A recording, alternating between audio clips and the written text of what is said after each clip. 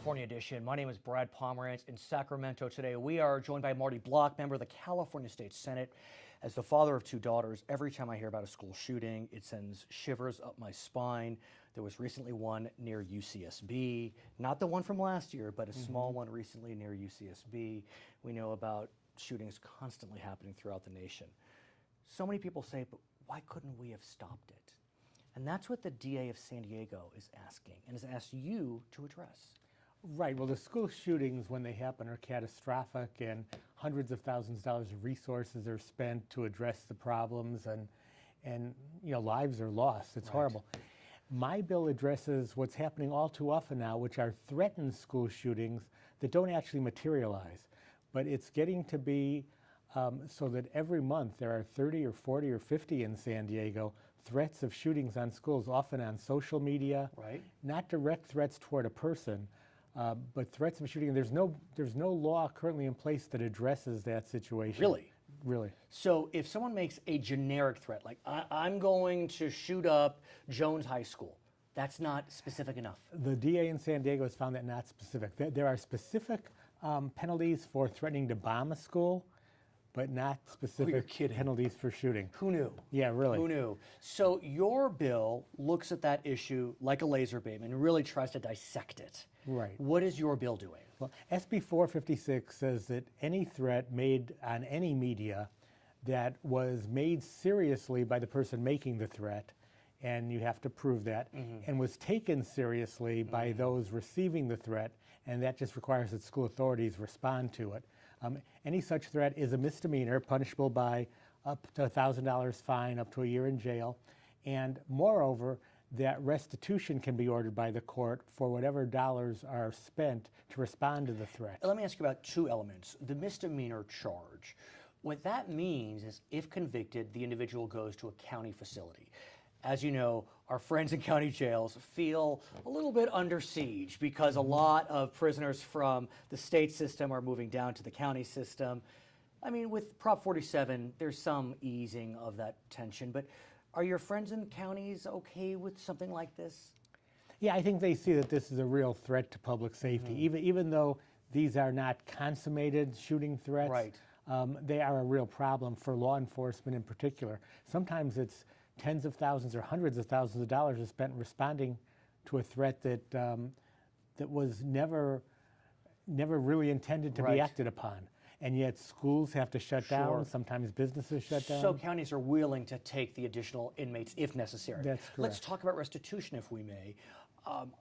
I would presume that the perpetrators or alleged perpetrators are high school students, probably don't have their own revenue stream.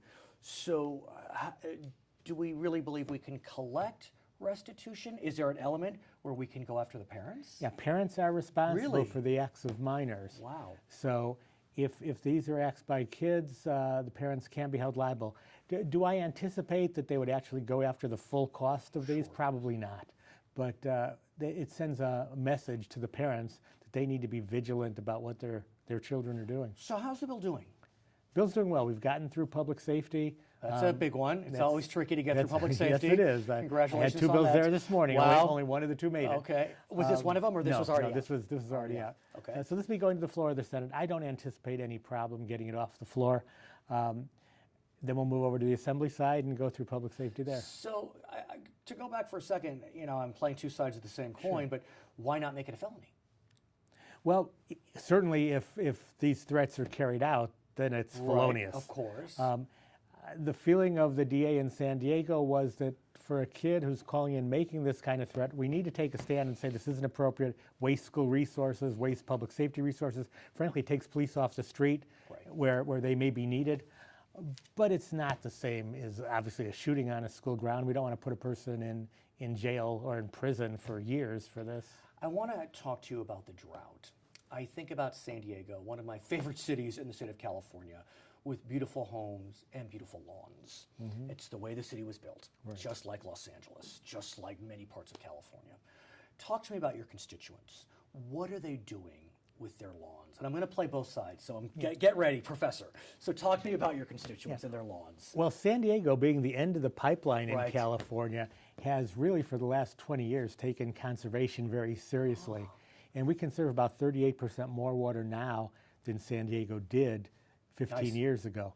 So there have been steps taken. Also, the San Diego County Water Authority has been very proactive in making separate agreements with the Colorado River Authority, with folks in the Imperial Valley who have other sources of water. We got to talk about the Imperial Valley. I mean, sir, how lucky did they get when they got their rights sewn up through the Colorado River? I mean, they get so much water that they're having to sell it off, and some feel as if, you know, this is a perfect example of where water rights maybe need to be looked at in a different way.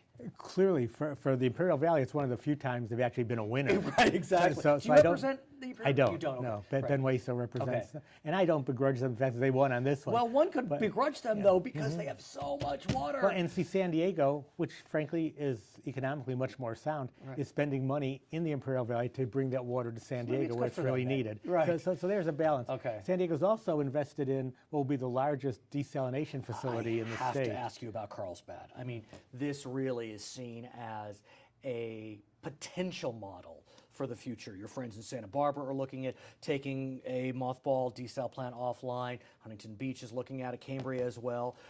Tell me about Carlsbad. Is that in your district as well? Well, it's not. It's outside my Okay, but district, what is? but Still much of San the Diego benefit County. will be in my district. And so how are your residents feeling? Rates will likely go up. It's expensive.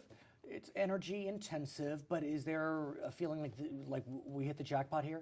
I think so. I was on a television news show in San Diego, and they asked me about the water problem, and I said, we have plenty of water.